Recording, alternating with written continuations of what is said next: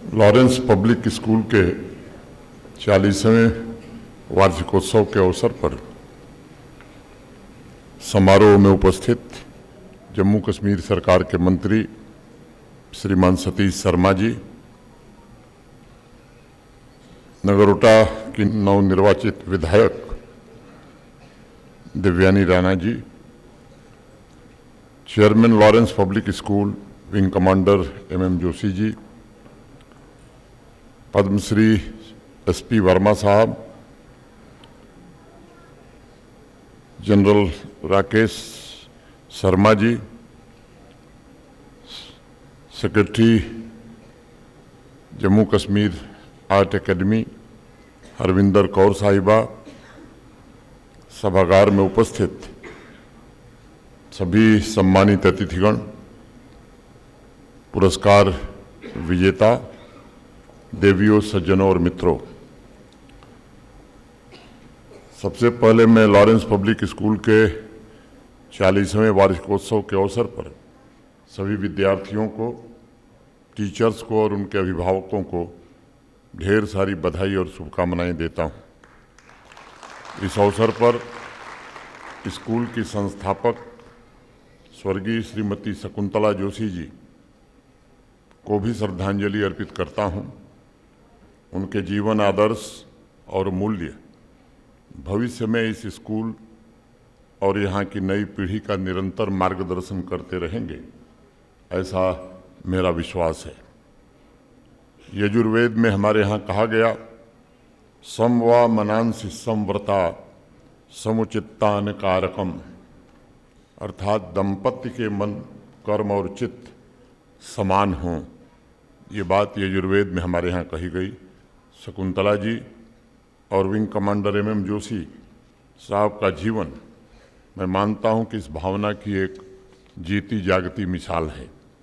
साथियों, मैं समझता हूँ कि अपने उद्देश्य इंस्पायरिंग माइंड्स बिल्डिंग फ्यूचर्स के अनुरूप कई पीढ़ियों के भविष्य निर्माता तैयार करने में लॉरेंस पब्लिक स्कूल ने बहुत ही अहम योगदान दिया है और आज 40 वर्षों के शिक्षा, सेवा, समर्पण के मूल्यों का प्रसार करते हुए यह स्कूल सिर्फ एक संस्था, इंस्टीट्यूशन नहीं, बल्कि जीवंत विरासत के रूप में हम सबके सामने आज मौजूद है। मैं कल्पना कर सकता हूं कि इन 40 वर्षों में लॉरेंस पब्लिक स्कूल के अनगिनत टीचर्स ने स्टूडेंट्स के लिए नए भाग्य की रचना में अपना अमूल्य योगदान देकर उन्हें इस लायक काबिल बनाया होगा कि अपनी व्यक्तिगत उपलब्धियों के अलावा वह राष्ट्र निर्माण में भी योगदान देने के लिए सामर्थ्यवान और ऊर्जावान बन सकें। मैं उन सभी टीचर्स का भी आज इस अवसर पर अपनी ओर से हृदय से अभिनंदन करना चाहता हूँ। हमारी संस्कृति में प्रमुख रूप से बात बार बार कही गई, सा विद्या या विमुक्त है। शिक्षा वही है जो विद्यार्थी को मुक्त कर दे, और मुक्त करने का मतलब ये है कि उसके अंदर इंडिपेंडेंट थिंकिंग का जन्म हो, ताकि वो पढ़ाई के साथ साथ जीवन के उच्च आदर्शों, हायर वैल्यूज़ को अर्जित कर सके।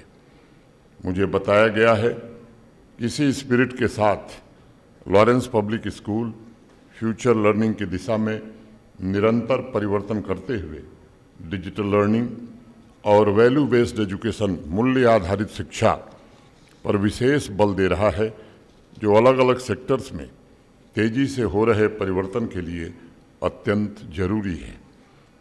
मेरा ये मानना है कि टेक्नोलॉजी का काम बच्चों में creativity, curiosity, critical thinking, problem solving जैसे स्किल्स के लिए महज सहयोग करना है, ताकि स्कूल के स्तर में ही उनमें प्लेफुलनेस के साथ स्वतंत्र विचार और वैज्ञानिक चेतना का जन्म हो सके और स्कूल एक बैलेंस नॉलेज सिस्टम विकसित करने में सफल हो सके। लंबे समय के इंतजार के बाद इस देश को 2020 में भारत के माननीय प्रधानमंत्री जी के कारण एक बहुत ही अमूल्य उपहार मिला, नेशनल एजुकेशन पॉलिसी के रूप में। नेशनल एजुकेशन पॉलिसी इस दिशा में एक गाइड, एक पथ प्रदर्शक के रूप में आज हमारे सामने है। इस पॉलिसी ने साइंटिफिक टेम्पर, प्रॉब्लम सॉल्विंग जैसे स्किल्स पर विशेष जोर दिया है ताकि बच्चों में नए इन्वेंशन और नए विचारों का जन्म हो सके। क्लासरूम में अगर हम इन स्किल्स पर फोकस कर रहे हैं तो इसका मतलब है स्कूल एजुकेशन को सभी जंजीरों से मुक्त कर हम भविष्य की पीढ़ी का निर्माण करने की स्वतंत्रता दे रहे हैं। पुरानी पीढ़ी इस बात से वाकिफ़ है कि भारत के लिए क्यूरियोसिटी, क्रिटिकल थिंकिंग ये कोई नई चीज़ नहीं है, ये हमारी संस्कृति में रची बसी हुई है। आप लोगों को शायद नचिकेता और यमराज का संवाद कुछ लोगों को स्मरण होगा, जिसकी चर्चा हमारे यहाँ कठोप उपनिषद में की गई। नचिकेता एक छोटा बालक था, लेकिन उसके अंदर जो उत्सुकता थी, क्यूरियोसिटी थी, जो जिज्ञासा थी, उससे यमराज भी हैरान हो गए थे। आप सभी टीचर से मेरा निवेदन होगा कि स्टूडेंट्स को ऐसी कहानियाँ भी पढ़ाते वक्त ज़रूर सुनाइए ताकि उनकी सोच व्यापक और विकसित बन सके। इस बात को बराबर याद रखिएगा कि मिडिल तथा हाई स्कूल लेवल पर स्टूडेंट्स के पास अगर कोई सबसे बड़ी ताकत है तो वह उसकी क्रिटिकल थिंकिंग और क्यूरियोसिटी ही है। और मैं जिम्मेदारी से बात कहना चाहूँगा कि यही क्रिटिकल थिंकिंग और क्यूरियोसिटी भारत के स्वर्णिम भविष्य का निर्माण करेगी, जम्मू कश्मीर की भावी पीढ़ी को नई पहचान देने में भी सफल होगी। मैं आप लोगों को श्रीनिवास रामानुजम, आप में से अनेक लोगों ने देश के नहीं दुनिया के बहुत बड़े मैथमेटिशियन श्री रामानुजम की बात सुनाना चाहता हूँ। आप जानते हैं पूरी दुनिया में श्रीनिवास रामानुजम से बड़ा कोई मैथमेटिशियन दूसरा पैदा नहीं हुआ, लेकिन उनकी कहानी बिल्कुल अलग है। रामानुजम मैथ का क्लास अटेंड करने की बजाय सेल्फ लर्निंग पर ज़्यादा निर्भर थे और 13 साल की उम्र में उन्होंने एडवांस ट्रिग्नोमेट्री को हल करने के लिए खुद की थियोरी डेवलप करने का काम किया। बाद में जब उन्हें कॉलेज भेजा गया तो बायोलॉजी की क्लास अटेंड करने के बजाय वो मैथ्स हल करते रहते थे। सन 1912 में उन्हें मद्रास पोर्ट ट्रस्ट कार्यालय में एक नौकरी मिली और वो भी नौकरी थी क्लर्क की, लेकिन तब भी मैथ की थ्योरी पर काम करते रहते थे। उनके असाधारण स्किल को उनके मैनेजर एस.एन. अय्यर ने पहचाना और उन्हें और मोटिवेट किया। अगर रामानुजम को अपने पैशन के विपरीत काम करने के लिए मजबूर किया जाता तो शायद दुनिया इतने बड़े मैथमेटिशियन को पाने से चूक जाती। Number theory, infinite series, continued fractions, ये ऐसे काम हैं उनके अद्वितीय। मैं समझता हूँ कि पूरा दुनिया की पूरी गणित इस योगदान से वंचित रह जाती। इसलिए स्कूलों को तथा पेरेंट्स को भी इस बात का विशेष ध्यान रखना चाहिए कि स्टूडेंट्स की पसंद उनके पैशन के अनुसार, उसकी योग्यता के मुताबिक उसे सब्जेक्ट्स पढ़ने के अवसर प्राप्त हों, ताकि बिना किसी दबाव के उनका टैलेंट पूरी तरह डेवलप हो सके। आज सभी टीचर से मैं एक और अनुरोध करूंगा कि बच्चों के माइंड को मैकेनिकल बनाने के बजाय नेचुरल बनाने पर ध्यान केंद्रित करने की ज़रूरत है। आज जिस प्रकार ग्लोबली कंपटीशन बढ़ रहा है, उसमें स्टूडेंट्स के मौलिक विचार ही उसे लाइफ लॉन्ग लर्निंग के लिए प्रेरित कर सकेंगे। वही स्टूडेंट्स को री स्किलिंग और अप स्किलिंग में मदद कर सकेंगे।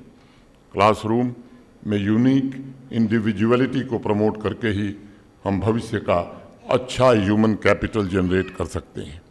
लॉरेंस पब्लिक स्कूल को भविष्य में मुझे लगता है कि इन 4 बातों पर विशेष ध्यान रखना मैं ज़रूरी समझता हूँ। Access, equity, quality and outcome. अगर भारत की बढ़ती इकोनॉमिक पावर के पोटेंशियल को पूरी तरह से हमें एक्सप्लॉयट करना है तो आप सभी को कॉलेज रेडी तथा फ्यूचर रेडी इन 2 लक्ष्यों पर फोकस करने की आवश्यकता होगी तथा प्रत्येक स्टूडेंट्स को निरंतर डेवलप हो रहे स्किल सेट से परिचित कराना होगा, ताकि एक नए दृष्टिकोण और परिवर्तन के साथ अपने बच्चों को 21वीं सदी का ग्लोबल सिटीजन बनाने में हम कामयाब हो सकें। ये भी सच है कि आने वाला भविष्य कैसा होगा, इसके बारे में विश्वास के साथ आज कोई कुछ कहने की स्थिति में नहीं है। मैं जानता हूं कि लॉरेंस पब्लिक स्कूल ने पिछले 40 वर्षों में अनेक परिवर्तन देखे होंगे, लेकिन पिछले 20 वर्षों में जिस तेजी से बदलाव दुनिया में हुआ है वह पिछले 1000 सालों की प्रगति से भी ज़्यादा है। पहले एजुकेशन का स्वरूप स्थायी था, शायद दशकों तक सिलेबस में 1 या 2 परिवर्तन होते थे, लेकिन आज हो सकता है हर सप्ताह, हर महीने क्लासरूम में कुछ नया आपको इंट्रोड्यूस करना पड़े, और इसके लिए टीचर्स को विशेष रूप से तैयार रहना होगा ताकि एजुकेशन और अधिक पर्सनलाइज तथा तेज़ी से विकसित हो रही दुनिया के अनुरूप हम बना सकें। मैं सभी स्टूडेंट्स और टीचर से भी ये कहना चाहूँगा कि आर्टिफिशियल इंटेलिजेंस भविष्य में क्लासरूम में एक नई क्रांति को जन्म देने वाला है। टीचर्स जहाँ डेटा एनालिसिस के माध्यम से हर एक स्टूडेंट के पैशन और उसकी योग्यता को समझकर मेंटरिंग कर सकेंगे, वहीं स्टूडेंट्स भी आर्टिफिशियल इंटेलिजेंस के नए टूल्स द्वारा real time problem solving skills में सहयोग प्राप्त कर सकेंगे। दूसरा एक बड़ा परिवर्तन जो आने वाले दिनों में नज़र आएगा वो हाइब्रिड क्लासरूम का होगा, जिसमें टीचर्स डिजिटल प्लेटफॉर्म के आवश्यक इस्तेमाल से टेक्नोलॉजी ड्रिवन एजुकेशन तथा एक्सेस सुनिश्चित कर सकेंगे। अंत में मैं अपनी बात समाप्त करने से पहले एक महत्वपूर्ण तथ्य पर आप सबसे चर्चा करना चाहूँगा और उस मंथन का आह्वान भी करूँगा। आने वाले भविष्य में टीचर्स का रोल बिल्कुल परिवर्तित होने वाला है।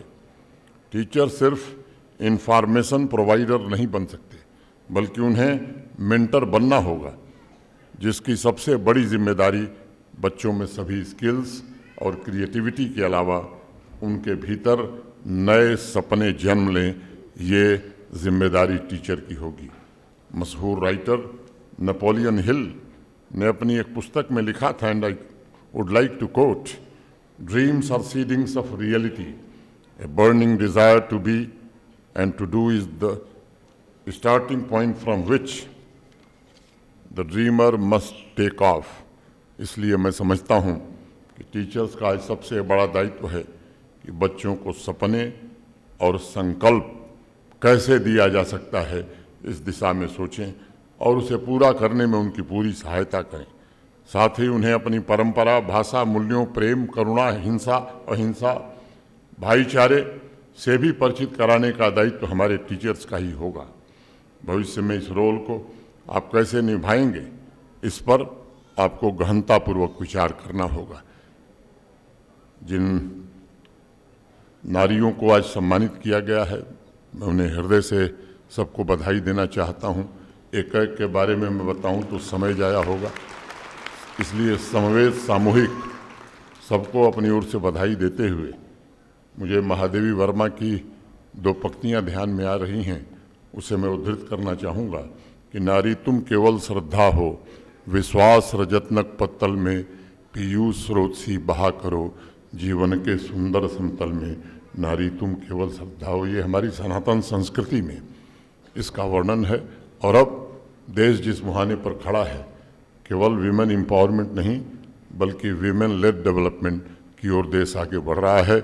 मैं समझता हूँ कि उस दिशा में जम्मू कश्मीर भी निश्चित रूप से अपनी महत्वपूर्ण भूमिका का निर्वहन करेगा। विश्वविद्यालयों के कुलाधिपति चांसलर होने के नाते आज एक बात मैं कहना चाहता हूँ, जिन विश्वविद्यालयों के कन्वोकेशन में जाता हूँ, मोटे तौर पर 75% से ज़्यादा गोल्ड मेडल आज बच्चियाँ हमारी ले रही हैं। और एक विशेष जिक्र मैं करना चाहूँगा, इस कॉस्ट जम्मू के कन्वोकेशन में जब मैं गया 2 साल पहले की बात है, तो 18 में से 15 गोल्ड मेडल हमारी बच्चियों ने लिया। तो ये नए रिकॉर्ड हमारी बच्चियां बना रही हैं। निश्चित रूप से मैं समझता हूं कि विकसित भारत में ये आधी आबादी शायद पुरुषों से ज़्यादा योगदान करेगी। मैं एक बार पुनः आप सबको 40वें वार्षिक उत्सव की बहुत बहुत बधाई देते हुए और एक जानकारी देना मैं ज़रूरी समझता हूँ। आप सब जानते हैं कि वंदे मातरम के 150 वर्ष पूरे हुए भारत सरकार के संस्कृति मंत्रालय ने पूरे देश में कार्यक्रमों का आयोजन किया था। प्रथम चरण उसका पूरा हुआ। जम्मू कश्मीर की आबादी देश की आबादी की केवल 1% है, लेकिन आपको जानकर ये बेहद खुशी होगी कि पूरे देश में जम्मू कश्मीर पहले स्थान पर रहा है वंदे मातरम के कार्यक्रम। और जो